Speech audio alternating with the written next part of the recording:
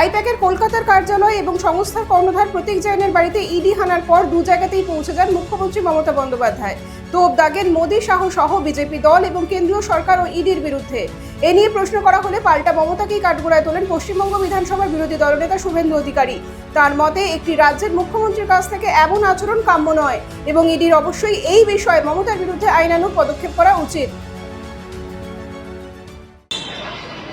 মুখ্যমন্ত্রী এর আগে রাজীব কুমারের বাড়িতে যখন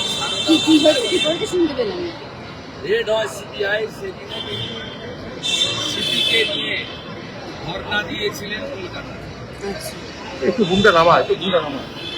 স্বাভাবিকভাবে মুখ্যমন্ত্রী এই ধরনের কাজ সাংবিধানিক প্রতিষ্ঠানের সরাসরি কাজে হস্তক্ষেপ এবং তদন্তে বাধা দান,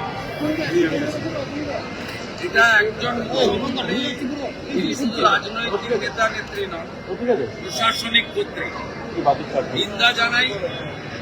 এবং ইডি নিশ্চয়ই তার ক্ষমতা বলে তারা তাদের মুখ্যমন্ত্রীর বিরুদ্ধেও ব্যবস্থা নেওয়া উচিত বলে আমার মনে হয়েছে। আইপ্যাক ভোটার লিস্ট থাকবে কেন? আইপ্যাক